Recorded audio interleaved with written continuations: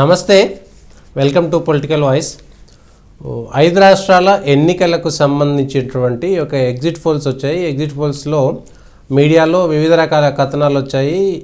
Pole of the poles కానీ లేదా ఏ సంస్థ ఎట్లాంటి పోలింగ్ ఇచ్చినటువంటిది చాలా మట్టుకు మీడియాలో వచ్చింది అని అంటే మోడీకి ఎదురు దెబ్బ, బీజేపీకి ఎదురు దెబ్బ అనేటువంటి ఒక ధోరణిలో వార్తా కథనాలు ప్రసారం జరిగాయి. ఈ విషయంలో 5 రాష్ట్రాల్లో తీసుకుంటే ముఖ్యంగా ఎక్కువగా అందరూ కాన్సన్ట్రేట్ చేసింది బెంగాల్. ఎందుకంటే సహజంగా అక్కడ మమతా బెనర్జీ ఓడిపోతారు, బీజేపీ గెలుస్తుందనేటువంటి ప్రచారం జరగడం, ఆ మేరకు జరుగుతున్నటువంటి ఒక దాంట్లో భాగంగా బీజేపీ బెంగాల్ను కొల్లగొడుతుంది. అక్కడ రాష్ట్రాలలో ప్రభుత్వాన్ని ఏర్పాటు చేస్తుంది అనేటువంటి విషయం నేపథ్యంలో మమతా బెనర్జీ దేశంలో ఉన్నటువంటి అన్ని బీజేపీ వ్యతిరేక పార్టీలను కలుపుకొని కార్యక్రమాలు చేశారు. లేదంటే కలిసి విందు భోజనాలు ఏర్పాటు చేసుకొని వారితో మీటింగ్లు, చర్చలు, కార్యక్రమాలు ఇట్లాంటివి చేసి చివరి 3 దశలు ఉన్న నేపథ్యంలో 4వ దశ అవుతున్న నేపథ్యంలో బీజేపీ వ్యతిరేక శక్తులన్నీ కలిసి రావాల్సినటువంటి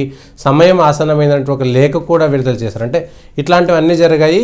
ఎందుకంటే బీజేపీ 2019 సాధారణ ఎన్నికల్లో ఒక్కటేసారి 2 ఎంపీల నుంచి 18 ఎంపీలు బెంగాల్లో గెలిచింది. ఆ తర్వాత 3 స్థానాలు ఉన్నటువంటి భారతీయ జనతా పార్టీ బెంగాల్లో కేవలం 3 స్థానాలతోటి రాష్ట్రంలో అధికార పార్టీని ప్రశ్నించే విధంగా పార్టీ తయారైంది. 293 స్థానాలు ఉన్నటువంటి రాష్ట్రంలో అధికారం దిశగా భారతీయ జనతా పార్టీ వెళ్ళడంతో ఒక్కసారిగా అధికారంలో ఉన్నటువంటి మమతా బెనర్జీ, తృణమూల్ కాంగ్రెస్ శ్రేణులు కంగుతిన్నాయి. బీజేపీ ఏదో చేయబోతుంది. ఎందుకంటే 35 సంవత్సరాలు అప్రతిహాతంగా ప్రభుత్వాన్ని ఏర్పాటు చేసినటువంటి కమ్యూనిస్టు శక్తులు ఈరోజు అక్కడ డబుల్ డిజిట్ సీట్లు సాధించడం కోసం చాలా ఇబ్బందులు పడుతున్నారు. ఆఖరికి కేరళలో కాంగ్రెసు, కమ్యూనిస్టులు కత్తులు దూసుకుంటూ కొట్లాడుకున్నటువంటి 2 పార్టీలు బెంగాల్కి వచ్చేసరికి మాత్రం కలిసిపోయి వామపక్షాలు కాంగ్రెస్ కూటమిగా ఏర్పడి బీజేపీకి ఇటు తృణమూల్ కాంగ్రెస్కు వ్యతిరేకంగా పోరాటం చేసేయనేటువంటిది అక్కడ ఉన్నటువంటి పరిస్థితులకు అద్దం పడుతున్నాయి. అదేవిధంగా బీజేపీ ఒంటరిగా పోటీ చేస్తుంది, అక్కడ అధికార పార్టీని ప్రశ్నిస్తుంది, ఏకంగా అధికారం మాదే అని చెప్పుకుంది. వచ్చినటువంటి ఎగ్జిట్ పోల్స్లో కూడా 6 ఎగ్జిట్ పోల్స్లో 4 తృణమూల్ కాంగ్రెస్, బీజేపీ పోటాపోటీ, లేదంటే కొద్దిగా మమతకు మొగ్గు అనేటువంటి విషయం చూపెట్టినాయి. 2 బెంగాల్లో బీజేపీ ప్రభుత్వాన్ని ఏర్పాటు చేసేటువంటి స్పష్టంగా చెప్పాయి. అంటే ఈ మమతా బెనర్జీని ఢీకొట్టి బీజేపీ అధికారంలోకి రావడం కోసం శతవిధాల ప్రయత్నం చేసింది. అందుకు అనేకమైనటువంటి రాజకీయ ఆరోపణలు, ప్రత్యారోపణలు, ఏకంగా అక్కడ రాజకీయ హత్యలకు కూడా బెంగాల్ ఆలవాలమైపోయింది.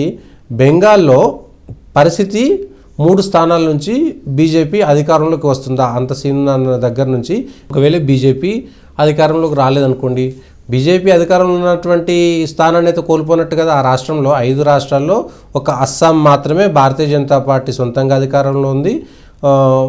తమిళనాడులో భారతీయ జనతా పార్టీ, అన్నా డీఎంకే ఈసారి పొత్తు పెట్టుకున్నాయి, కలిసి పోటీ చేసాయి. కాబట్టి 2 రాష్ట్రాలు మాత్రమే మనకు బీజేపీకి సంబంధించినటువంటి విషయాలు.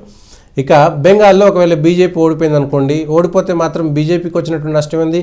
అధికారంలోకి రాకపోయినా ప్రధాన ప్రతిపక్షంగా భారతీయ జనతా పార్టీ అవతరించినట్టే కదా. అక్కడ లాస్ అయింది ఎవరు? కమ్యూనిస్టులు, కాంగ్రెస్. అంటే బెంగాల్లో ఆ 2 పార్టీల యొక్క ఉనికి పోయేటువంటి పరిస్థితి అయితే ఏర్పడింది.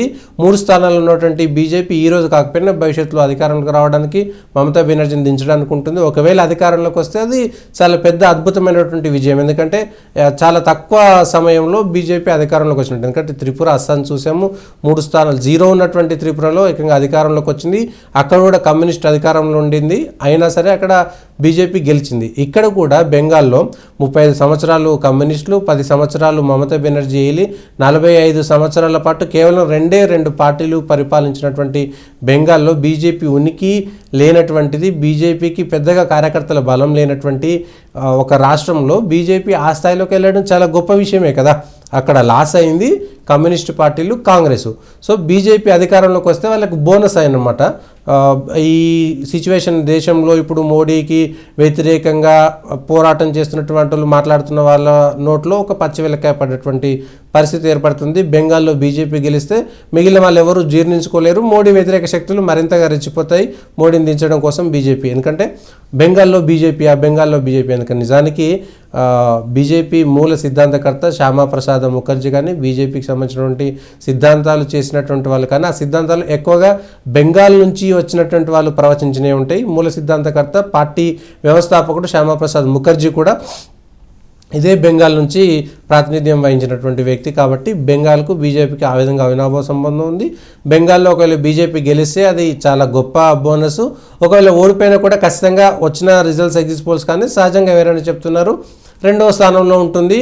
100 స్థానాలకు పైగా భారతీయ జనతా పార్టీ గెలుస్తుంది అంటే అది గొప్ప విజయమైనటువంటిది చెప్పుకోవచ్చు. ఇక రెండోది అస్సాము ఏ ఎగ్జిట్ పోల్స్ అయినా చూసినా గ్రౌండ్ రిపోర్ట్స్ చూసినా కూడా మామూలుగా ఇతరులు చెప్పినటువంటి విషయంలో ఏ ఎగ్జిట్ పోల్స్ అయినా సరే అస్సాంలో భారతీయ జనతా పార్టీ తన ప్రభుత్వాన్ని మరోసారి నిలదొక్కుంటుంది. అస్సాంలో హిమంత బిశ్వశర్మ, సోనోవాల్ లాంటి పటిష్టమైనటువంటి నాయకత్వం ఆ రాష్ట్రంలో ఆ పార్టీకి ఉంది. అదేవిధంగా పరిపాలన విషయంలో కూడా ఎక్కడ వ్యతిరేకత రాలేదు. సహజంగా వచ్చింది ఇటు బెంగాల్లో కానీ అస్సాంలో కానీ బంగ్లాదేశ్కు సంబంధించినటువంటి వాళ్ళు కానీ రోహింగ్యాలకు సంబంధించినటువంటి శరణార్థులు అనుకోవచ్చు, లేదంటే భారతదేశంలో అక్రమంగా చొరబాటినటువంటి వ్యక్తులకు లోకల్గా ఉన్నటువంటి వాళ్ళకి మధ్య జరుగుతున్నటువంటి యుద్ధం ఇట్లాంటి చర్చలేమో తప్ప ఇక్కడ ఎటువంటి వేరే ప్రభుత్వానికి సంబంధించినటువంటి వ్యతిరేకత అస్సాంలో లేదు. అస్సాంలో కాంగ్రెస్ ఏకంగా బంగ్లాదేశ్ నుంచి అక్రమంగా వచ్చినటువంటి ముస్లింలకు ఓటాకు ఇచ్చి వారి ద్వారా గెలవాలనే ప్రయత్నం చేసినటువంటి ప్రచారం జరిగింది. సరే ఇదంతా జరిగినా భారతీయ జనతా పార్టీ అస్సాం తన స్థానాన్ని నిలబెట్టుకుంటున్నట్టు 5 రాష్ట్రాల్లో అధికారంలో ఉన్న అస్సాంను భారతీయ జనతా పార్టీ తను నిలబెట్టుకుంటుంది. బెంగాల్లో ఒకవేళ గెలిస్తే చాలా పెద్ద బోనస్, దేశంలో ఆ పార్టీకి మరింతగా ఒక మనోనిబ్బరాన్ని దేశంలో మరొకసారి మోదీ నాయకత్వానికి కానీ అమిత్ షా నడ్డా నాయకత్వం కానీ బీజేపీ శ్రేణులకు ఊరటనిచ్చే విషయం, చాలా గొప్పమైనటువంటి విషయం బెంగాల్లో అధికారంలోకి వస్తే. ఇక పుదుచ్చేరి చాలా చిన్న రాష్ట్రం. పుదుచ్చేరిలో అధికారంలో ఉన్నది కాంగ్రెస్ పార్టీ. అక్కడ అధికారంలో ఉన్నటువంటి కాంగ్రెస్ ఎన్నికల ముందు ప్రభుత్వాన్ని కోల్పోయింది. ఇప్పుడు ఎగ్జిట్ పోల్స్లో కానీ సహజంగా అక్కడ తెలుస్తున్న విషయము ఎన్డీఏ బీజేపీ భాగస్వామ్యంగా ఉన్నటువంటి పార్టీలు గెలవబోతున్నాయి. ఎన్డీఏ మొదటిసారి పుదుచ్చేరిలో ఎన్డీఏ భాగస్వామ్యంలో ఒక ప్రభుత్వాన్ని ఏర్పాటు చేసేటువంటి అవకాశం ఉంది. కాబట్టి ఇది కూడా కాంగ్రెస్కు దెబ్బ. ఎందుకంటే అస్సాంలో గెలవలేకపోయింది, బెంగాల్లో గెలవలేకపోయింది, దెబ్బ తగిలింది. ఇక్కడ కూడా పుదుచ్చేరిలో కూడా అధికారంలో ఉన్నటువంటి కాంగ్రెస్ అధికారాన్ని కోల్పోతుంది, ఎన్డీఏకు తన రాష్ట్రాన్ని ఇవ్వాల్సినటువంటి పరిస్థితి. ఇక తమిళనాడులో మాత్రం అన్నాడీఎంకే భారతీయ జనతా పార్టీ పొత్తు పెట్టుకుంది. ఎగ్జిట్ పోల్స్ అన్నీ కూడా స్టాలిన్ నేతృత్వంలో ఉన్నటువంటి డిఎంకే గెలిచే అవకాశాలు ఉన్నటువంటి ఎగ్జిట్ పోల్స్ అంచనాలు ఇస్తున్నాయి. అయితే ఇక్కడ వరుసగా 2 సార్లు ఎప్పుడు ప్రభుత్వం తమిళనాడులో ఏర్పడదు అనేటువంటిది ఒక నానుడి. అయితే జయలలిత వరుసగా 2 సార్లు అధికారంలోకి రావడం, 10 సంవత్సరాలు ఉండడము, జయలలిత చనిపోయిన తర్వాత వచ్చినటువంటి విషయాలు అయితే పళనిస్వామి ప్రభుత్వానికి వ్యతిరేకత లేకపోయినా సరే 10 సంవత్సరాల పాటు ఉండేటువంటి యాంటీ ఇన్కంబెన్సీ కానీ లేదంటే స్టాలిన్ నేతృత్వంలో ఉన్నటువంటి పార్టీ ఒకసారి గెలవడం. అక్కడ సహజంగా తమిళ ప్రజలు ఒక్కొక్కసారి ప్రతి 5 సంవత్సరాలకు ఒక ప్రభుత్వాన్ని మార్చడం ఆనవాయితీ. అయితే ఈసారి 10 సంవత్సరాల తర్వాత ప్రభుత్వాన్ని మారుస్తున్నారంటున్నారు. ఒకవేళ ఓడిపోయినా కూడా అన్నాడీఎంకేకి సంబంధించినటువంటి సీట్లు మాత్రం చాలా తక్కువగా ఏమి రావు, మంచి సీట్లే వస్తాయనేటువంటిది ఒక ఆశ. అయితే భారతీయ జనతా పార్టీ పోటీ చేస్తున్నటువంటి 25 స్థానాల్లో కనీసం 2-3 అయినా గెలుస్తుందా అనేటువంటిది ఇక్కడ చెప్పుకోవాల్సింది. ఎందుకంటే ఆ స్థానాలపైన బాగా ఆశ పెట్టుకుంది ఖుష్బూ, లేదంటే ఐపీఎస్ ఆఫీసర్గా రిజైన్ వచ్చినటువంటి వ్యక్తి, ఇట్లాంటి వాళ్ళందరినీ కూడా అక్కడ నిలబెట్టింది భారతీయ జనతా పార్టీ. ఈ అన్నామలై కానీ ఖుష్బూ కానీ వీళ్ళందరూ గెలుస్తారేమో అనేటువంటి ఒక ఆశ ఉంది. అదేవిధంగా చెప్పుకోవాల్సిన విషయము మోడీకి వ్యతిరేకంగా మాట్లాడినటువంటి లేదంటే బీజేపీకి హిందూ సంస్థలకు వ్యతిరేకంగా మాట్లాడినటువంటి సినిమా నటుడు కమల్ హాసన్ కొత్త పార్టీ పెట్టి మొదటిసారి పోటీ చేస్తున్నారు. ఆయన సీటు కూడా ఆయన నిలబెట్టుకుంటారా లేదు, ఎందుకంటే పెద్దగా ఆ పార్టీ ప్రభావం లేదు. కానీ ఆయన పోటీ చేస్తున్నటువంటి కోయంబత్తూరులో కూడా ఆయన గెలుస్తారా లేదా అనేటువంటిది ఒక ప్రశ్న. గెలిచేటువంటి అవకాశం లేదు, అంటే ఇంకా పూర్తిగా రాజకీయాల నుంచి ఆయన వైదొలిగేటువంటి పరిస్థితి మాత్రం ఈ ఎన్నికల ఫలితాలు చెప్తున్నాయి. ఇక కేరళ 5వ రాష్ట్రం కేరళలో ఎల్డీఎఫ్ అధికారంలో ఉంది. ఎల్డీఎఫే మళ్ళీ అధికారంలోకి వచ్చేటువంటి అవకాశం ఉంది అనేటువంటిది ఎగ్జిట్ పోల్స్ చెప్తున్నాయి. కాంగ్రెస్ కూడా పోటాపోటీగా వస్తుంది, కానీ అధికారంలోకి రాలేనటువంటి పరిస్థితి. నిజానికి కేరళలో కూడా కేరళ ప్రజలు ఒకసారి అధికారంలోకి వచ్చినటువంటి ప్రభుత్వాన్ని తిరిగి మళ్ళీసారి రానివ్వరు. ఈసారి మాత్రమే ఎల్డీఎఫ్లో అవకాశం ఉంది మొదటిసారి అయినటువంటి విషయాన్ని చెప్తున్నారు. అయితే ఏం జరిగినా కూడా కేరళలో భారతీయ జనతా పార్టీకి మొదటి నుంచి పెద్దగా వచ్చింది ఏం లేదు, ఒకటే సీటు గెలిచింది. ఈసారి కూడా భారతీయ జనతా పార్టీ ఆ ఒక్క సీట్ను నిలబెట్టుకుంటుంది, లేదా 5 సీట్ల వరకు వెళ్ళే అటువంటి అవకాశం ఉంది అనేటువంటిది ఎగ్జిట్ పోల్స్ అంచనా. సహజంగా అక్కడ వచ్చేటువంటి గ్రౌండ్ రిపోర్ట్ కూడా, ఎందుకంటే 5 రాష్ట్రాల్లో భారతీయ జనతా పార్టీ తనకు సంబంధించినటువంటి అసోంను నిలబెట్టుకుంటుంది.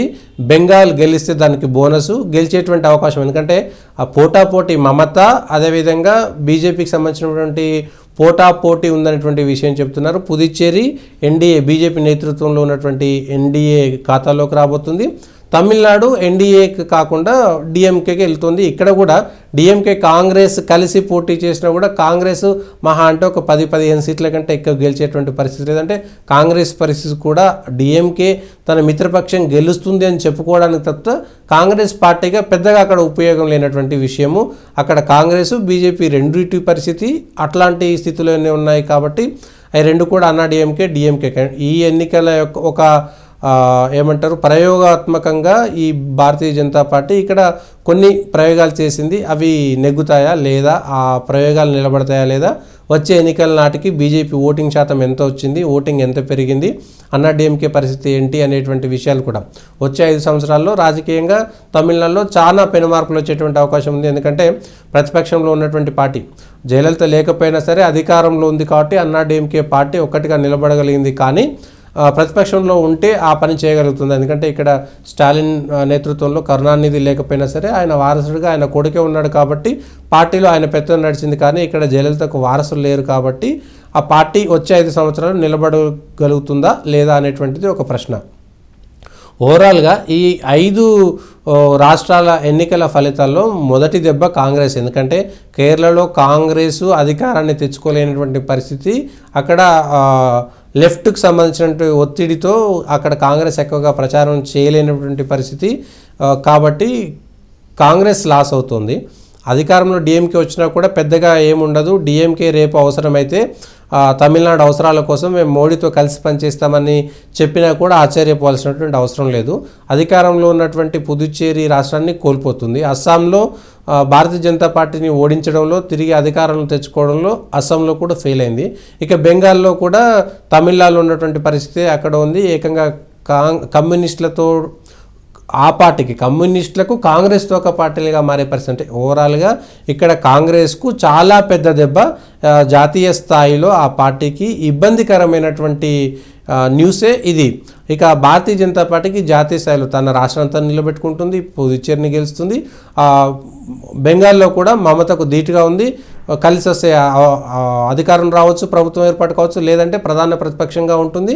2024లో వచ్చేటువంటి సాధారణ ఎన్నికల్లో మరిన్ని ఎంపీలు 18ని 30-35కు పెంచుకోవడానికి అవకాశం ఉంటుంది. ఆ తర్వాత వచ్చేటువంటి ఎన్నికల్లో మరోసారైనా సరే భారతీయ జనతా పార్టీ మేమే ప్రత్యామ్నాయం అని చెప్పుకోవడానికి ఉపయోగపడేటువంటి అవకాశం ఉంటుంది మమతా పైన. ఎందుకంటే మమతా బెనర్జీ కూడా సొంతంగా తృణమూల్కు సంబంధించినటువంటి గెలిచిన ఎమ్మెల్యేలే కాకుండా పరోక్షంగా కమ్యూనిస్టు నుంచి గెలిచినటువంటి వాళ్ళు, కాంగ్రెస్ నుంచి గెలిచిన కొద్దిపాటి ఎమ్మెల్యేల సహకారం తీసుకోకుండా ప్రభుత్వాన్ని ఏర్పాటు చేయలేని స్థితి మాత్రం అక్కడ ఏర్పడింది. అంటే దీన్ని బట్టి ఓవరాల్గా భారతీయ జనతా పార్టీని వ్యతిరేకించి మోడీ నాయకత్వాన్ని వ్యతిరేకించే వాళ్ళంతా కలవాల్సిన పరిస్థితి తప్ప ఎవరు ఒంటరిగా గెలిచేటువంటి పరిస్థితి మాత్రం లేదు.